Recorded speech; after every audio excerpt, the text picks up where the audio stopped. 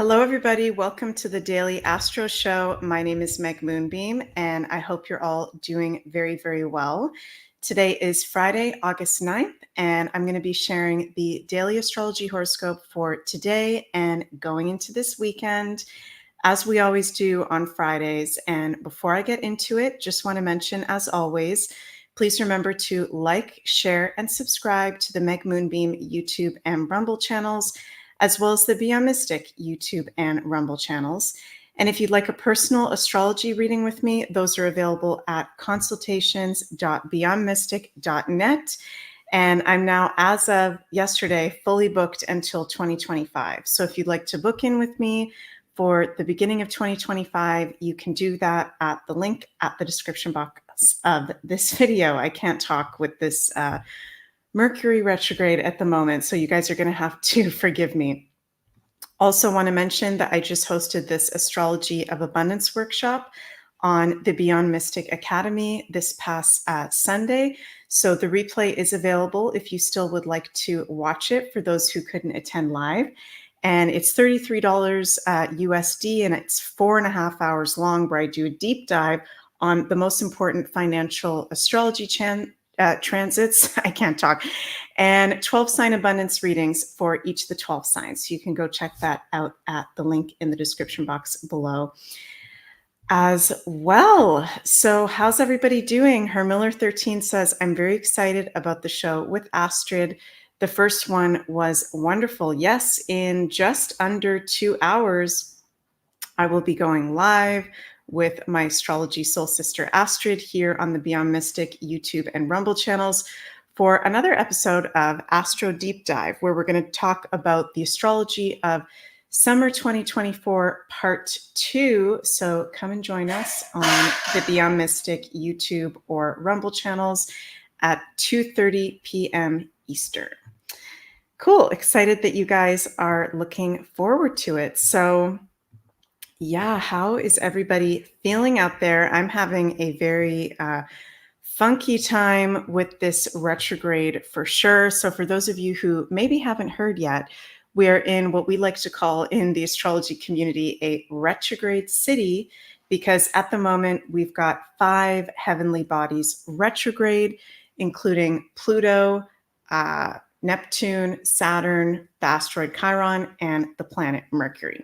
So Mercury has been retrograde now for almost a week. He went retrograde last Sunday, and we've now got Mercury at 3 degrees of Virgo. So he's moving backwards. He started his retrograde at 4 degrees. Now he's at 3, and he's going to go all the way back to Leo, 21 degrees. So I know if you listen to my content here, you've heard me say a lot lately, see where you have Virgo 4 degrees to Leo 21 degrees in your chart, because this can be an area of life where there can be some things coming up for you to review, reflect on. It is an alignment for you to review and reflect on whatever area you have Virgo and Leo in your chart. And there can also be some things coming up from the past, if you will, that we haven't fully dealt with yet, that still needs to be processed. So that can be coming up for sure as a theme during these times that we're in, all the way until August 28th. So as we go into this weekend, we don't have any exact aspects going on this weekend. We do have the moon in Libra today, Friday, and going into Saturday. And later on Saturday, Eastern time, the moon is going to ingress into Scorpio. So by the time Sunday comes along, the moon is in Scorpio. And, with that moon in Libra, it's a really good weekend to be, focusing on our values and commitments, our committed relationships. So with Mercury retrograde at the same time with that moon in Libra, and we've also got the South Node in Libra, there can be some endings or loss. South Node can have to do with loss, having to do with committed relationships in love or with work. So focusing on, who do you have around you and why do you have them around you, are the people, with this South Node in Libra that we've been having for the past year, and we're going to be having until January 2025, It's inviting us to let go of relationships that don't serve us anymore, that might be karmic. The South Node can have a lot to do with karma. So today and going into this weekend, with us being in a retrograde city, with the moon in Libra and the South Node in Libra, it can be really highlighted possible karmic relationships that are for our highest good to release. We can also be having relationships that maybe we weren't taking seriously being illuminated to us that can actually be very positive to commit to at this time. We do have Mars getting closer to Jupiter. Mars and Jupiter are in conjunction this weekend. They will be within a 2-degree orb. So right now we got that Mars 13 degrees, Jupiter 15 degrees. And by Sunday, Mars will be at 14 degrees, Jupiter 16 degrees of Gemini. And later next week, they're going to make an exact conjunction. So with Mars and Jupiter getting really close in Gemini in conjunction, and it's within a 2-degree orb right now, and will be exact next week. Gemini is also an air sign like Libra, Moon in Libra, Mars and Jupiter in Gemini, another air sign, really highlighting our relationships. Okay. What relationships are we putting energy to? And I know I keep saying this over and over again. What relationships are we putting energy to, and do they serve us in the long term? Are we receiving the same amount that other people are receiving around us? Is it in alignment? Is it not in alignment?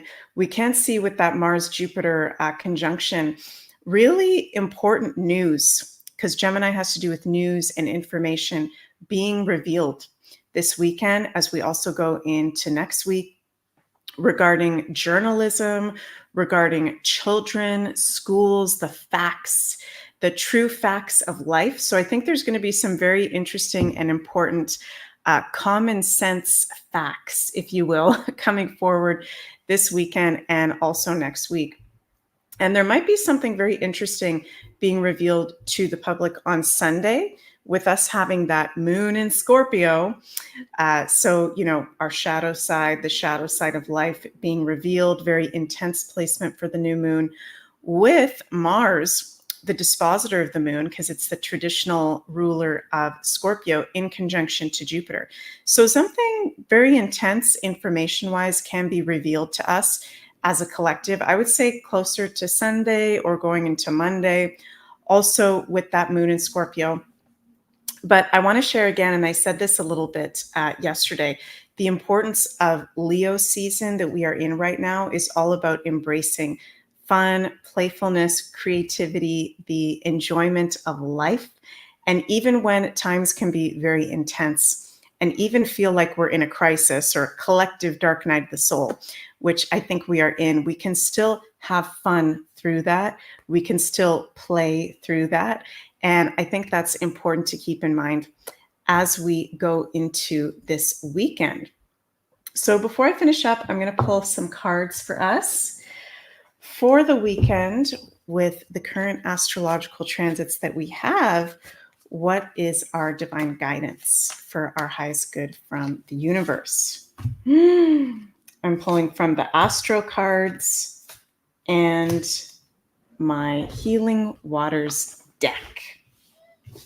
Okay, as usual, the cards are in alignment with the astrology.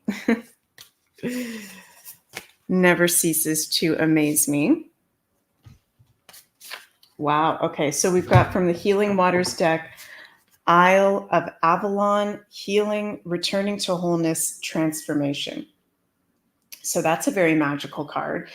As we go into this weekend, there can be, I love that saying, returning to wholeness, transformation, tuning into the ancient Isle of Avalon, which is the heart chakra of the world, which has a lot to do with our own self-love, self-care, relationships.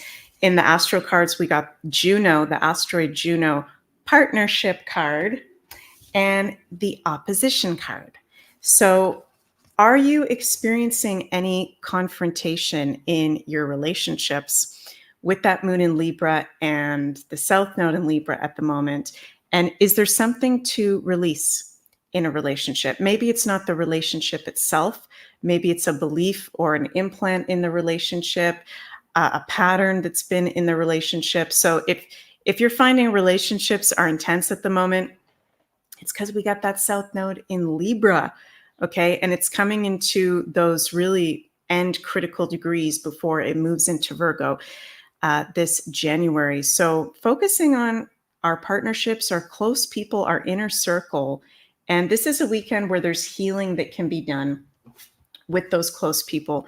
And we've also got the fifth house card, which is the Leo ruled areas of life, the fifth house, passion, creativity, romance, fun, and play. So remembering to have fun and play as we go through this process of this collective healing, this collective dark night of the soul, if you will. So yeah, pretty clear in the cards, and it's affirmed with the astrology.